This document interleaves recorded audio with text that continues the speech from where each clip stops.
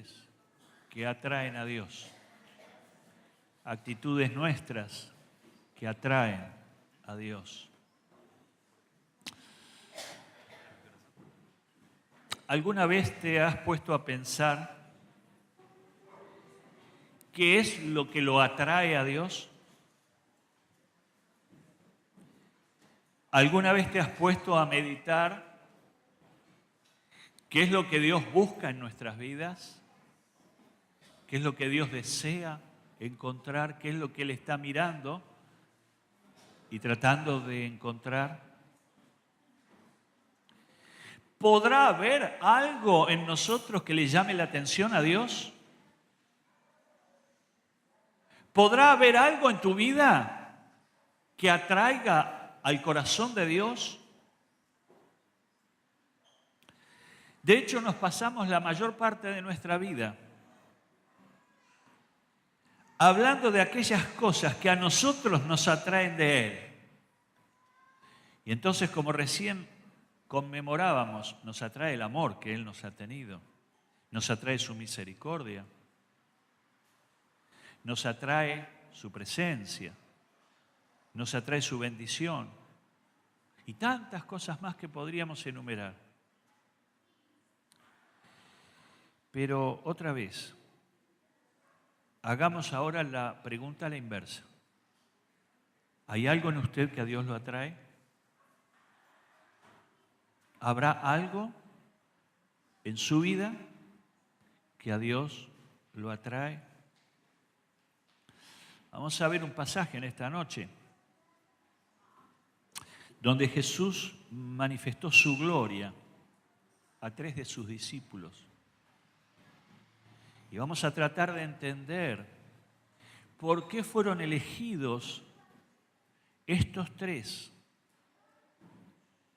y que ellos sí presenciaron, fueron testigos de la gloria de Jesús. Vamos a Mateo capítulo 17, versículos 1 al 8.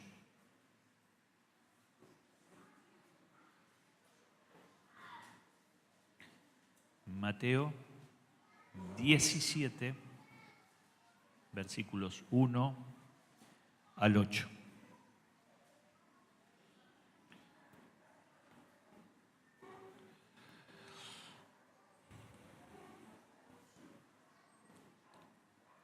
Este es un momento donde los papás ahora buscamos a nuestros hijos y los tenemos cerca.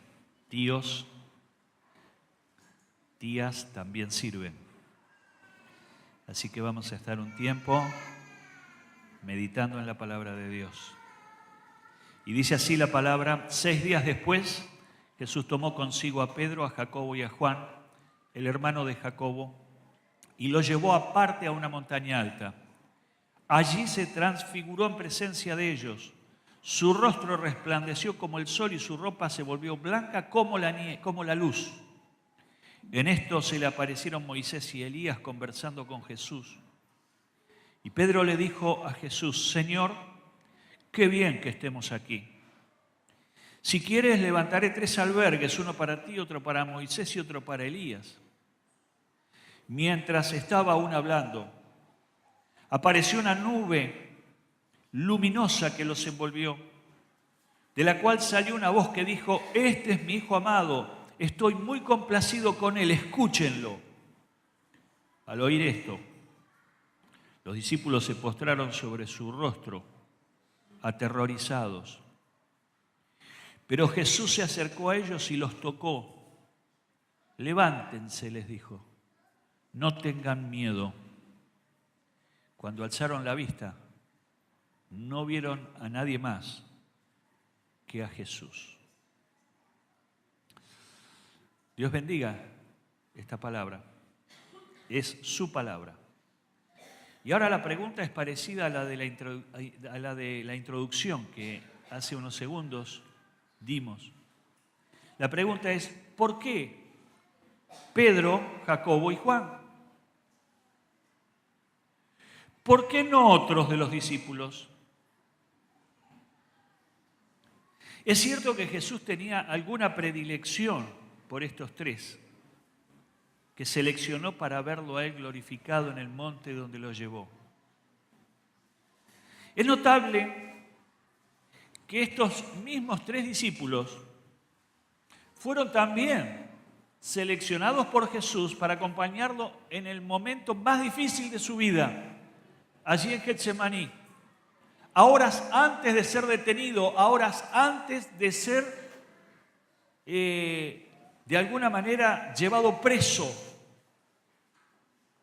Y en esa oportunidad Jesús va al monte también a orar. Y llevó a los 12, pero de los 12 a 3 los invitó a estar más cerca de él. ¿Quién eran esos 3? Pedro, Jacobo y Juan. Los mismos 3 que ahora están con él en el monte, donde algo sobrenatural va a pasar.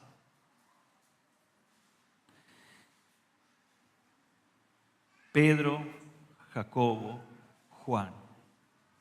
Mateo 26, 37 justamente nos habla de ese episodio donde también estos mismos 3 acompañaron a Jesús en el momento de la congoja, en el momento de la angustia, en el momento de que Jesús pronunció aquella frase, aquella oración famosa: Padre, si es posible, pasa de mí esta copa, pero no se haga mi voluntad, sino la tuya.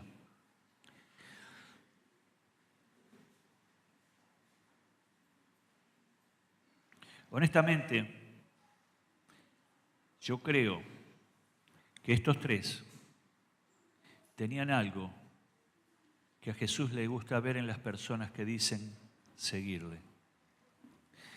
Y yo les invito a hacer un viaje por la vida de estos 3 hombres.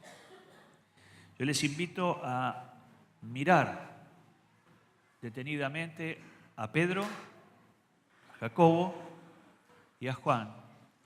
Y a lo mejor en esta noche, por el Espíritu Santo, nos es revelado cuál era aquella característica en el corazón de ellos 3 que tanto sedujo al Señor, que tanto atrajo al Señor y que hizo que lo eligieran justamente a ellos 3 por sobre los otros 12 o de entre los 12. ¿Por qué? ¿Por qué? Vamos a Pedro, nuestro primer personaje.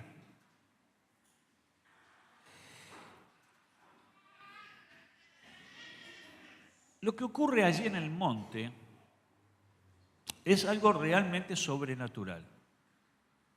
Dice que Jesús tomó a estos 3 y los llevó aparte.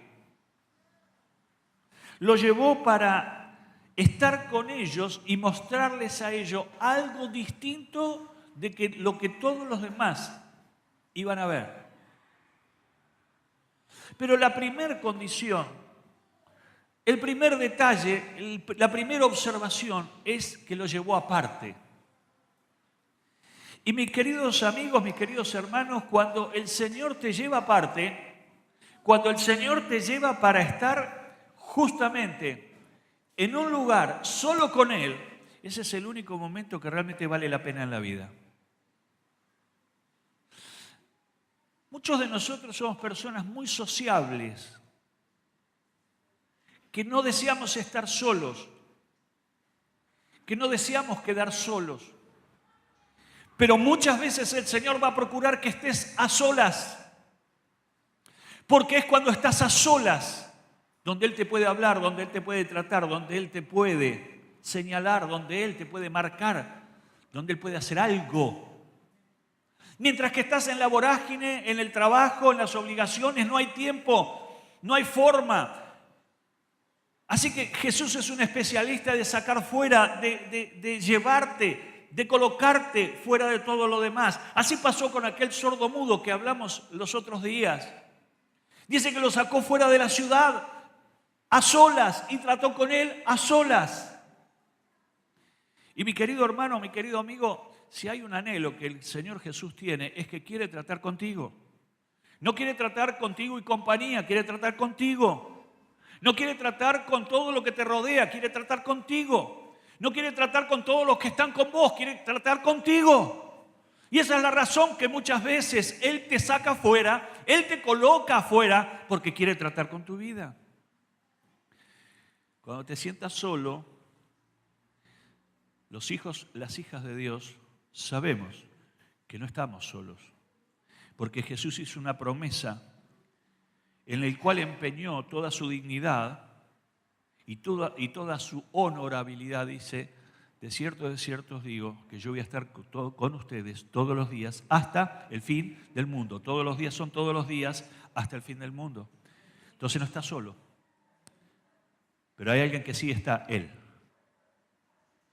Estás pasando un tiempo de desierto, estás pasando un tiempo donde de pronto es el tiempo más solitario, es el tiempo en el que te sentís solo, sola. No desmerezcas esta oportunidad, no menosprecies este momento, porque son los momentos donde Dios actúa. Son los momentos donde Dios extiende su mano, son los momentos donde Dios trata. Así que lo llevó aparte.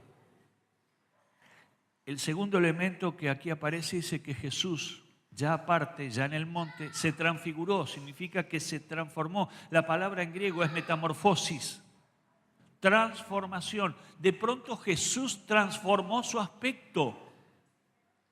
Ellos estaban habituados a ver al Jesús encarnado, que era el Jesús persona, como cualquier otra persona, físicamente parecido a otras personas. Pero de pronto allí en el monte, dice el escritor de este evangelio, dice de que su rostro era como el sol.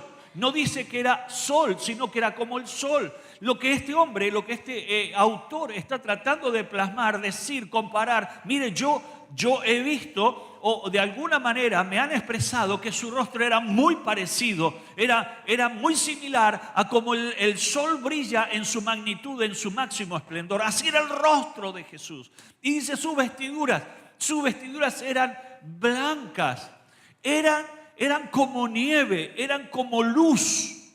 En otro de los evangelios, otro de los autores dice de que ningún lavandero, ninguna lavandera de este mundo podía llegar a lavar una ropa que quede tan blanca como la que Jesús tenía en ese instante.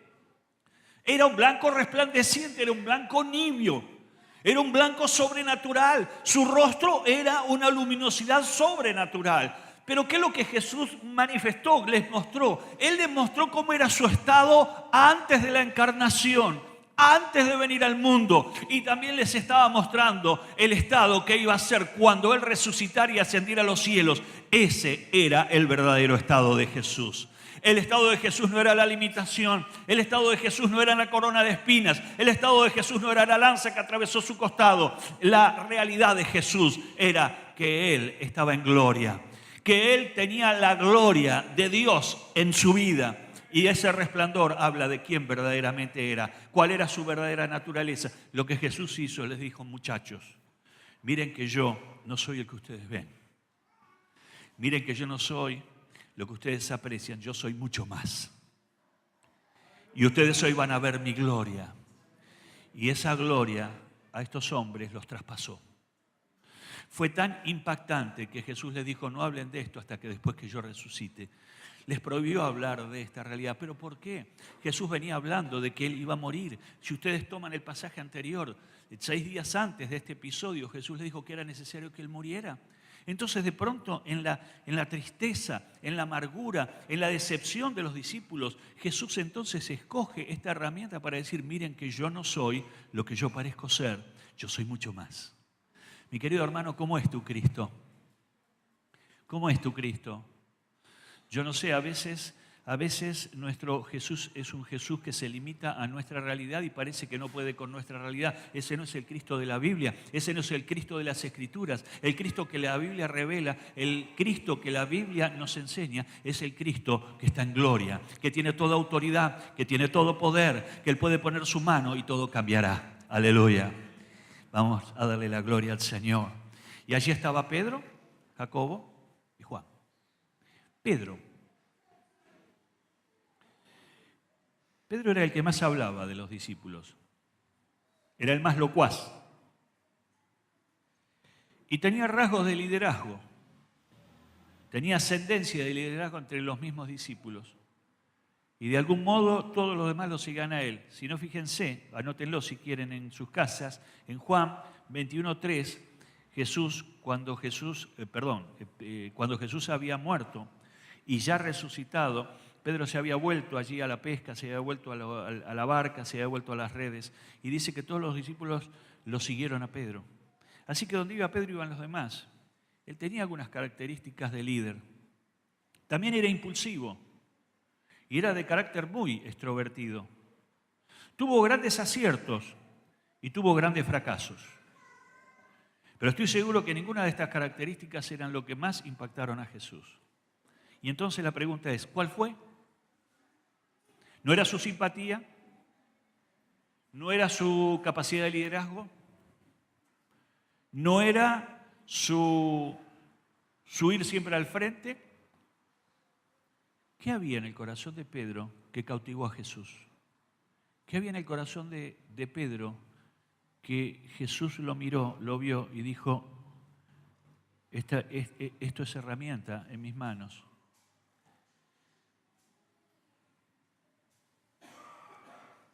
La razón por la cual yo creo que Jesús escogió a Pedro fue porque sí, Pedro tenía una característica. Era que él iba un paso más adelante que el resto de los discípulos.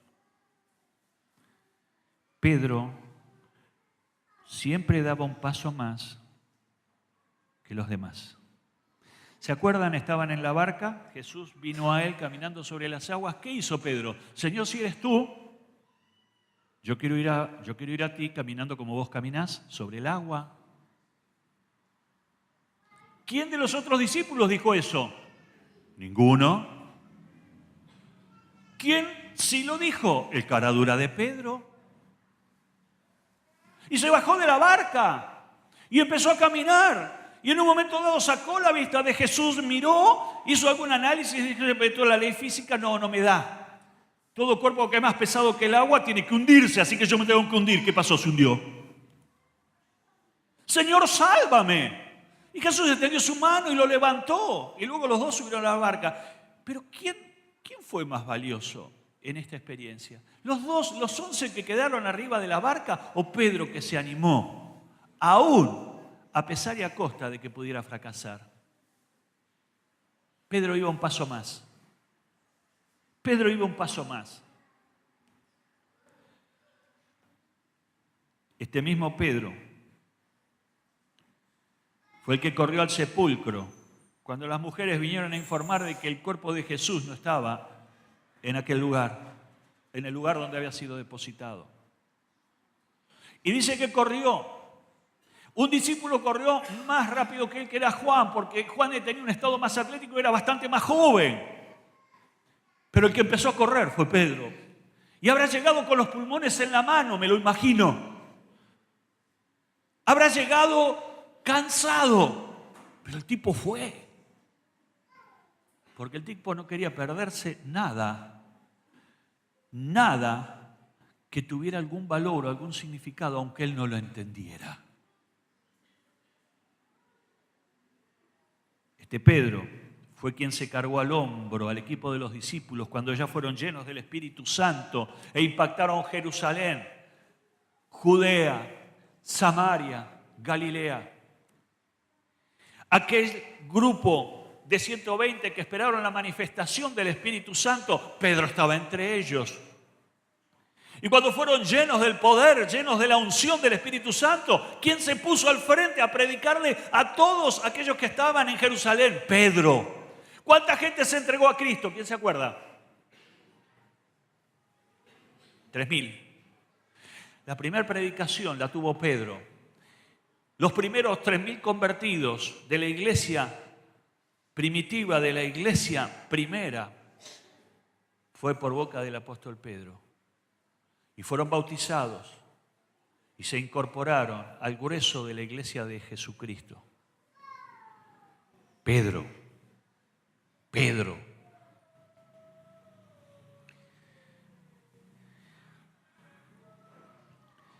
Esa osadía de ir por más, aún cometiendo errores, era lo que Jesús veía de bueno en Él.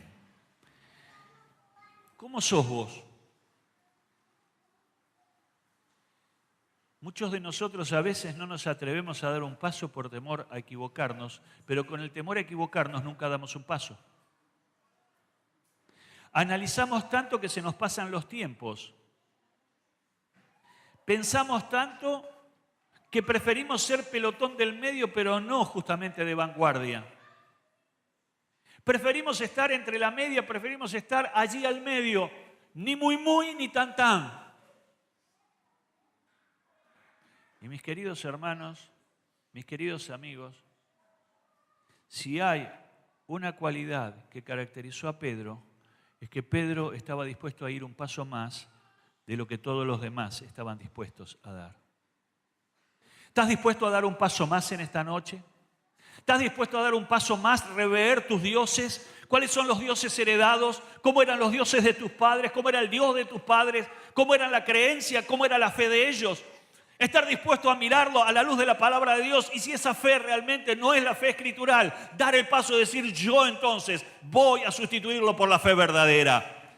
Yo voy a dar un paso a favor de la luz y de la verdad en Cristo Jesús. Yo voy a dar un paso de obediencia al Dios verdadero, al Dios de las Escrituras.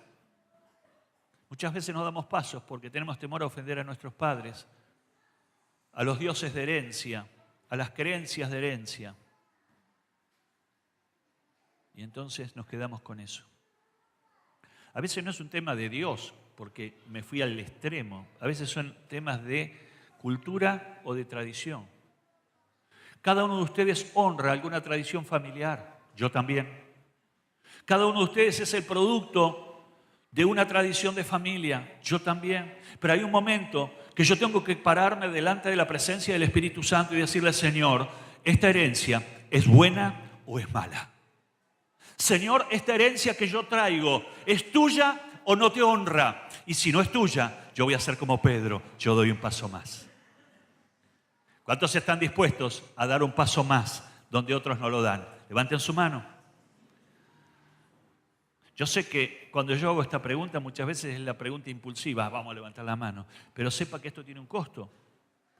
Es estar dispuesto a ir delante, es estar dispuesto a despegarse del pelotón, es estar dispuesto a despegarse de la tradición, es estar dispuesto a despegarse de la religiosidad y de la religión que usted ha heredado. No es la religión que he heredado, sino si mi relación con Cristo es real. Si mi relación con Dios es una relación real, esa es la única relación que tiene garantía de éxito. Revisa tus dioses, revisa tus herencias, revisa tus tradiciones. Por más honradas que sean dentro de tu entorno familiar, si no están en las Escrituras, tenés que botarla, como dicen los centroamericanos. Bótala. Ahí tenemos a un hermano del trópico. Cuando dije votar, él entendió lo que dije.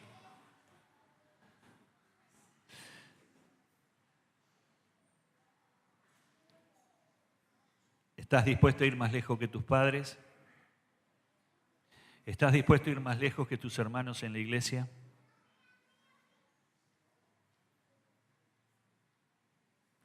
Deja el pelotón de la mayoría para ser parte de una minoría en la que solo Cristo pone sus ojos.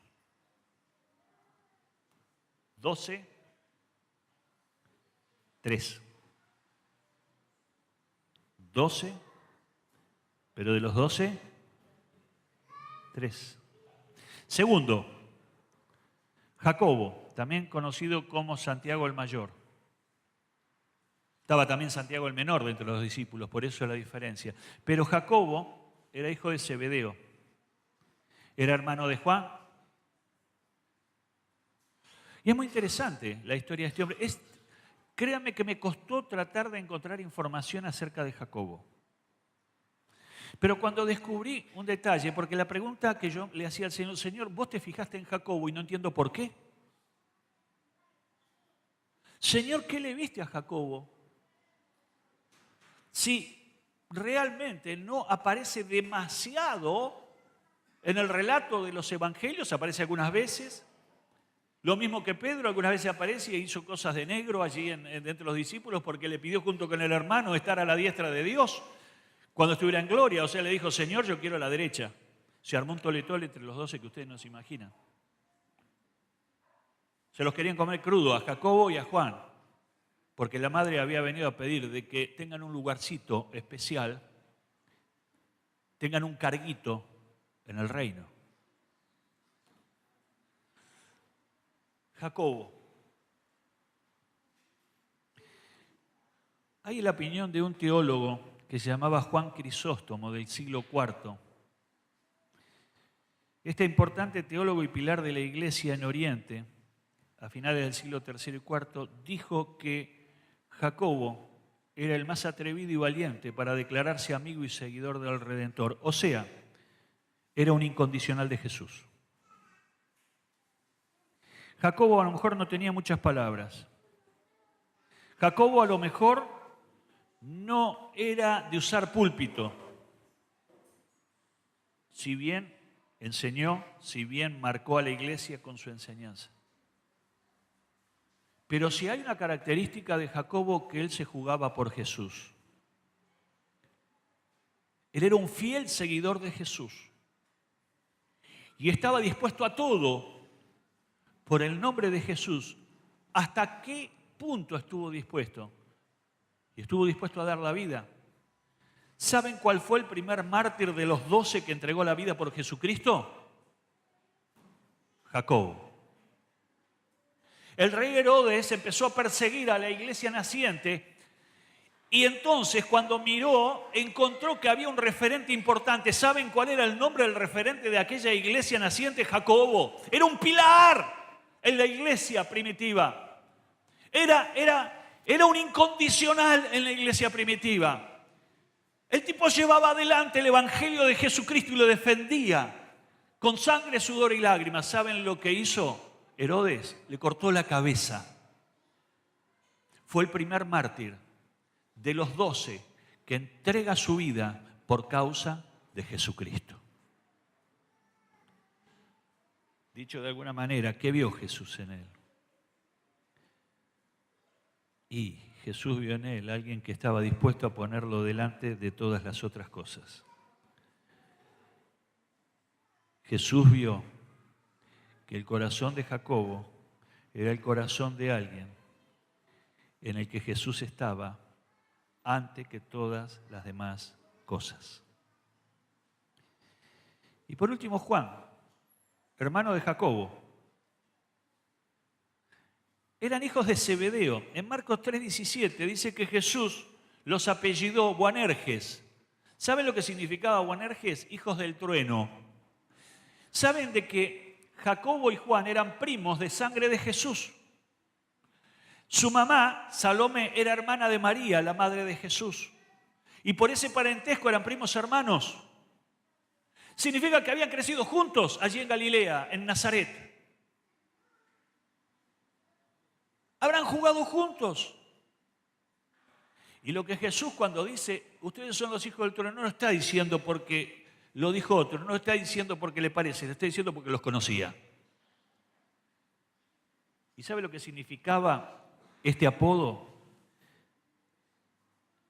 Era una característica de agresividad y la disposición a la violencia como solución a cualquier problema.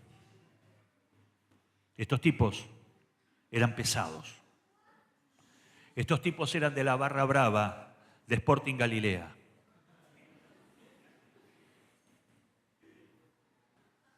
Estos tipos no andaban con detalles. Si no les cuadraba, la ligaban. Hijos del trueno. Su agresividad y lo único que entendían que para solucionar los problemas existía la violencia. No había otro vocabulario, no había otro discurso. Y entonces Juan era apellidado Boanerges, hijo del trueno. Pero ¿saben cómo se lo conoce cuando Jesús entra en contacto con Juan? Cuando Juan conoce a Jesús ya no como el primo, sino como el hijo del Dios viviente. como el Mesías, el ungido de Dios, y tiene un encuentro con Jesús, entonces se cambió su historia. Ahora ya no era más el hijo del trueno, ahora era el discípulo del amor. Este tipo cambió diametralmente su vida. Este tipo dejó la violencia por el amor y proclamaba el amor. Escuche bien, la primera carta del apóstol Juan, ¿saben cuántas veces se menciona la palabra amor? 18 veces. Es el libro del Nuevo Testamento que más se menciona la palabra amor. ¿Quién era el autor? Juan. ¿Saben quién era Juan? El que el día de la cena, que hace un rato conmemoramos, recostó su cabeza en el pecho de Jesús, sintiendo el palpitar. Y estaba allí acurrucado contra el pecho de Jesús. Este era Juan. Juan había sido traspasado por el amor de Cristo y eso hizo un cambio rotundo, diametral, profundo de su vida. Ya no era la violencia, ahora él amaba como Cristo lo amó a él. Entonces permítanme hacer un repaso para terminar. ¿Qué vio Jesús en ellos? ¿Se acuerda la pregunta inicial? Jesús vio en Pedro a alguien que iba un paso más adelante que todos los demás. En Jacobo, a alguien que lo ponía a Jesús por sobre todas las otras cosas. Y en Juan, a alguien que lo amó como ningún otro mortal lo amó en su tiempo. Fue tal el amor de Juan hacia Jesús que aún Jesús clavado en la cruz le dice: hijo, he aquí tu madre. Dicho de otra manera, Juan, por favor, cuídame a mi mamá. Juan, cuida a María. Y a María le dijo: mamá, este es tu hijo ahora. Nadie encomienda al ser más querido a cualquier persona, sino a alguien que el amor también es incondicional. Juan fue de esta naturaleza. Ahora vos podrás preguntarme: pastor, ¿y con cuál de las tres características me quedo yo? Entonces te van, ti, suerte para... No. Yo le voy a dar una sugerencia. No elija una.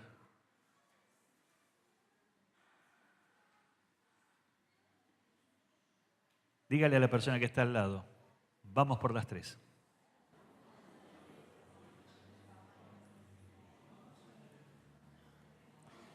Vamos por las tres. Pedro, alguien que está dispuesto a dar un paso más que todos los demás. Jacobo, que lo puso a Jesús antes que todas las otras cosas. Y Juan, que lo amó a Jesús como nunca nadie mortal lo amó.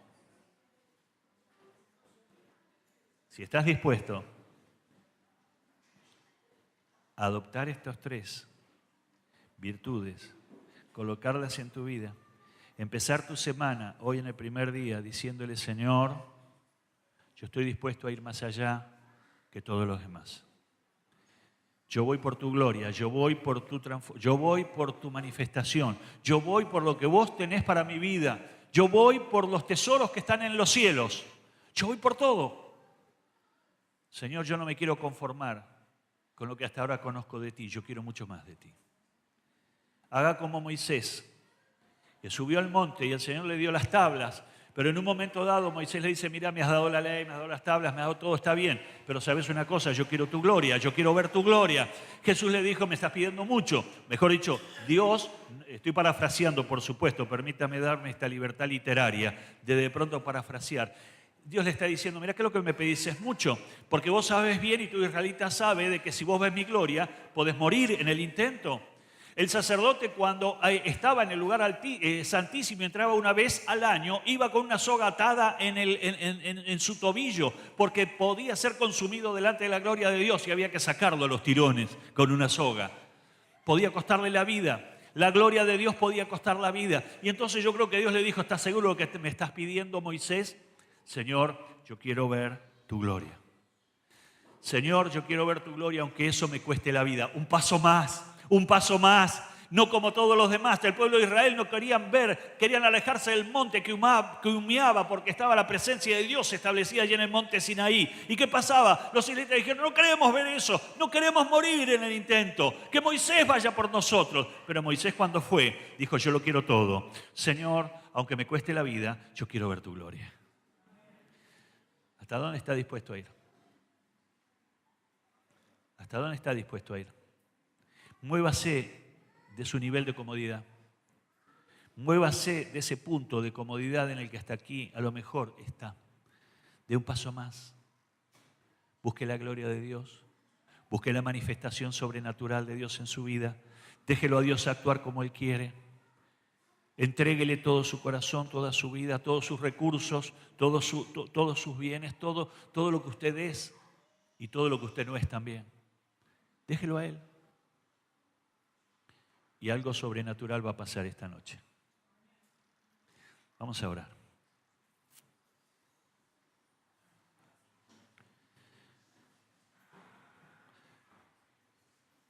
Ahora el Señor te va a llevar aparte.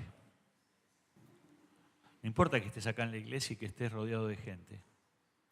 Ahora el Señor te quiere tratar a vos en forma absolutamente personal. Él no trata en bandada. Lo puede hacer, tiene toda la autoridad. Pero su anhelo es tratarte en forma personal. Ahora no te importe quién tenés al lado. Ahora no te muevas con tu vista a ver qué pasa a tu alrededor. Y no esté en tus oídos como una pantalla de radar a ver qué niño dice algo. Ahora yo quiero invitarte a que dejes que Dios te lleve a solas. Te saque aparte para poner su mano sobre tu vida. Y para empezar esto que el Señor quiere manifestar, que es su gloria. Ojalá lo puedas ver como lo vio Pedro, Jacobo y Juan, glorificado. ¿Cuál es su condición hoy, sentado a la diestra de Dios Padre?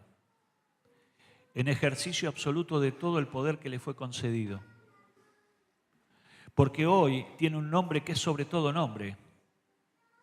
Y en ese nombre se doblará toda rodilla de los que están en el cielo, en la tierra y debajo de la tierra. Y ante ese nombre, toda lengua va a proclamar que Jesucristo es el Señor para gloria de Dios Padre. Esa es su condición actual. No es siervo, es rey. No está padeciendo, está resucitado. No está clavado, está en gloria y está en medio nuestro. Aleluya.